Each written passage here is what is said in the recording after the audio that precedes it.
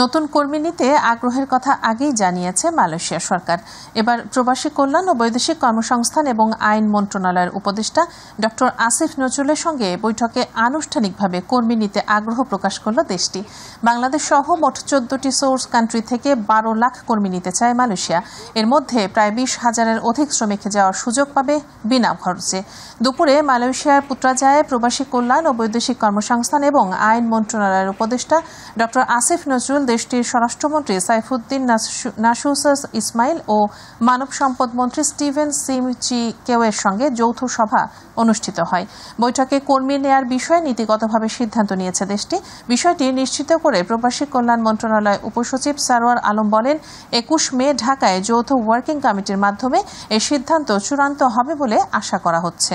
কুয়েতে আসার আগে ভিসা ক্যাটাগরি, কাজের ধরন, বেতন, সুযোগ সুবিধা ও কোম্পানি বা কফিলের চুক্তিপত্রে নিজেদের স্বার্থ রক্ষিত হচ্ছে কিনা এসব যাচাই বাছাই করে আসার পরামর্শ দিয়েছেন কুয়েতে নিযুক্ত বাংলাদেশের রাষ্ট্রদূত major general Syed Tarique Hossain.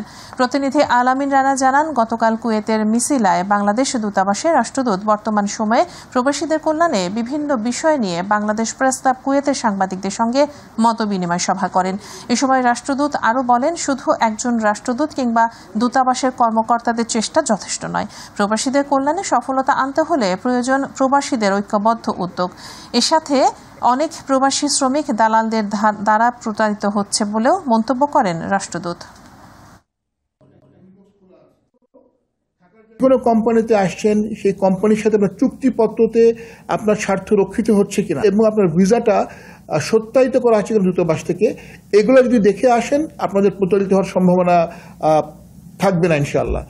Malaysia শ্রমবাজার syndicate করে অর্থ লোপাটকারী মূল হোতাদের বিচার ও শেখ হাসিনার আমলের সিন্ডিকেট করার জন্য উদ্দেশ্যমূলকভাবে দুই দেশের MOU এর প্রয়োজনীয় পরিবর্তন পূর্বক মালয়েশিয়া শ্রমবাজার অন্যান্য 14টি সোর্সিং দেশের ন্যায় সকল বৈধ রিক্রুটিং এজেন্সির জন্য উন্মুক্তকরণ প্রসঙ্গে স্মারকলিপি দিয়েছে মালয়েশিয়ায় বাংলাদেশি প্রবাসী কমিউনিটি নেতৃবৃন্দ এবং সচেতন নাগরিক সমাজ। প্রতিনিধি আশরাফুল মামুন জানান, প্রধান উপদেষ্টার বরাবরে লিখিত এই স্মারকলিপি কুয়ালালামপুরের আমপাং-এ অবস্থিত বাংলাদেশের দূতাবাসে দায়িত্বপ্রাপ্ত কর্মকর্তার কাছে জমা দেওয়া হয়েছে। স্মারকলিপি প্রদান করার সময় মালয়েশিয়ায় বাংলাদেশি প্রবাসী কমিউনিটি নেতৃবৃন্দ ও সচেতন নাগরিক সমাজের মোহাম্মদ আলতাফ, নাসির উদ্দিন নাসির, মিনহাজ মন্ডল, সাইফুল ইসলাম, রাজু, ইমান আলী হানিফ, আবুল বাশার, মেহেদি হাসান, তুহিন শেখ, হাশেম মোল্লা সহ আরও অনেকে উপস্থিত ছিলেন।